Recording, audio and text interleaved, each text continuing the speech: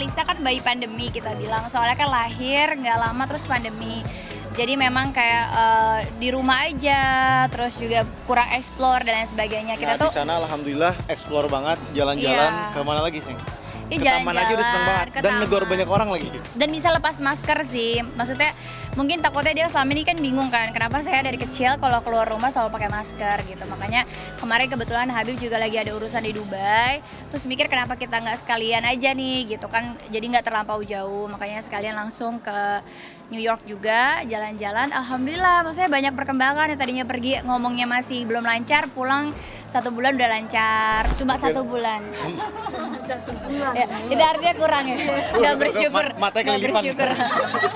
Udah bisa lari lepas di taman. Terus benar-benar akhirnya bisa ngurus berduaan doang, tanpa suster, tanpa mbak.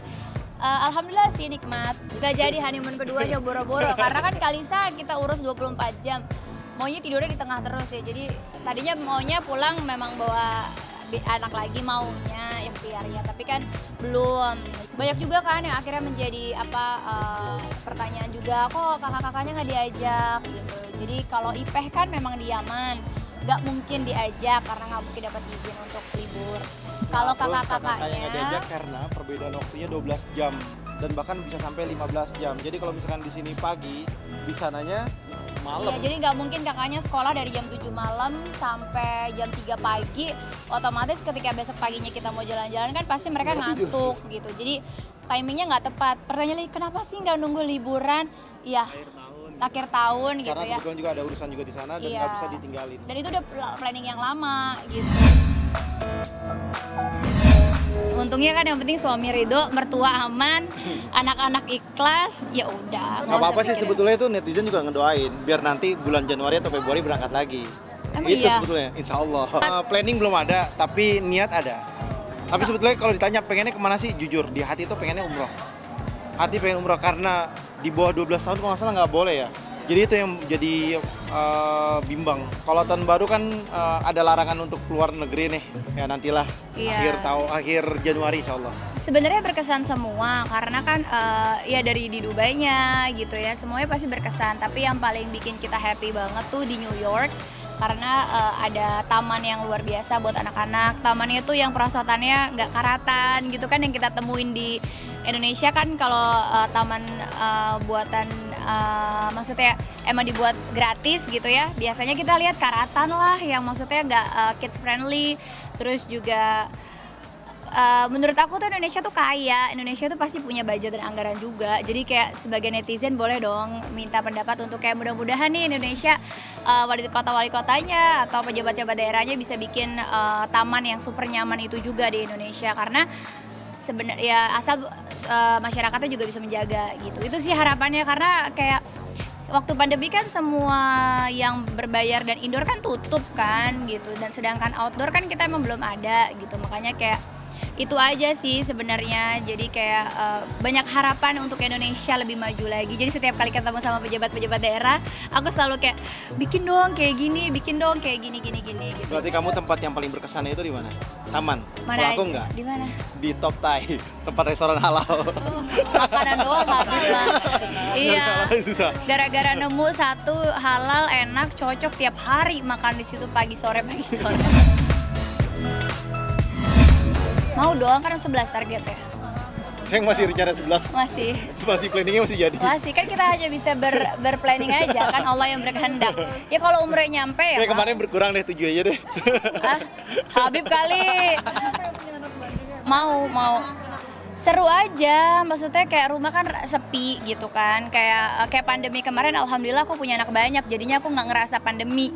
Orang lagi stres nggak keluar rumah, justru aku punya keahli yang lain gitu. Jadi buat aku ya itu, dan anak tuh kan punya watak, karakter, sifat masing-masing gitu, yang maksudnya aku bikin happy aja sih. Justru kita kalau sama Habib tuh ngebahas anak-anak akhirnya ketawa-tawa gitu depan anaknya, bisa kayak nggak boleh ya kayak gitu gini. Abis itu kita review bareng sih, ini lucu ya, ini ya begini sih, ini lucu ya gitu. Karena jadi setiap anak itu punya karakter yang berbeda-beda. iya, mungkin kalau nggak ada anak-anak kita udah kehabisan bahan untuk ngobrol apa lagi ya gitu, kayak bahas apa lagi ya, karena Habib bukan tipe pasangan yang suka bikin masalah.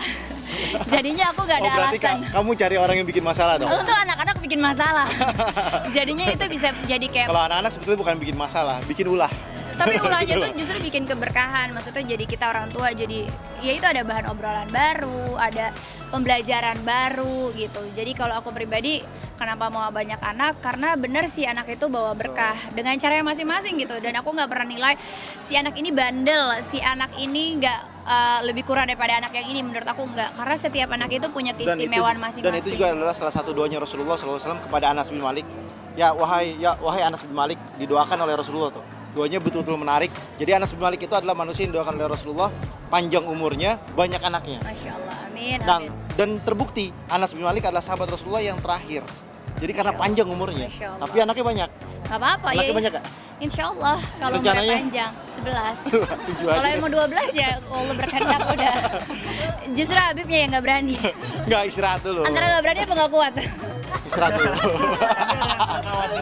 Enggak, makanya alhamdulillah menurut aku tuh kita sebagai orang tua tuh Allah kasih kelebihan banget ya gitu.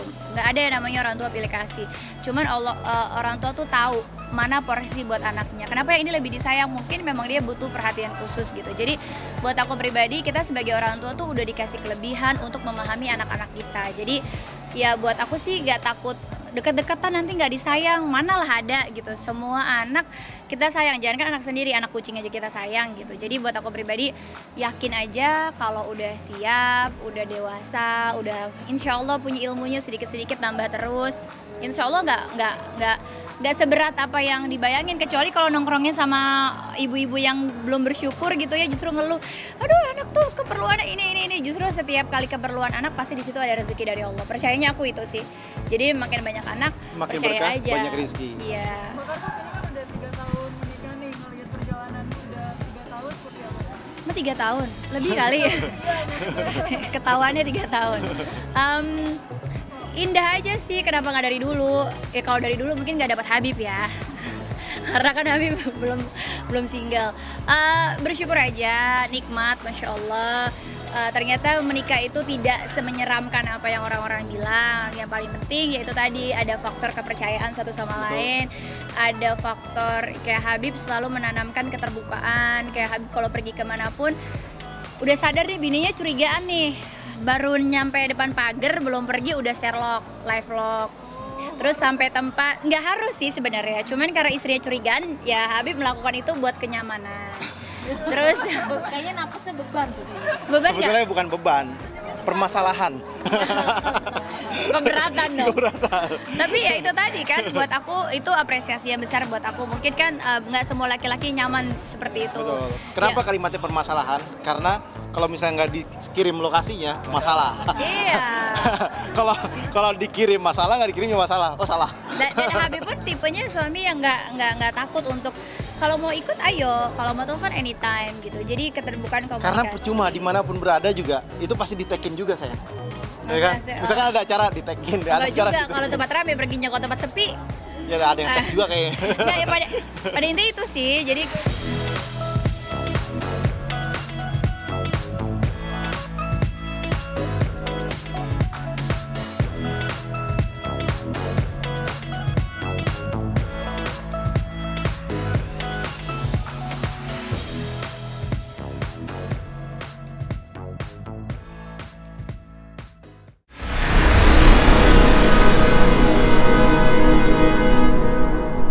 Jadi jangan lupa untuk subscribe Cumi Cumi.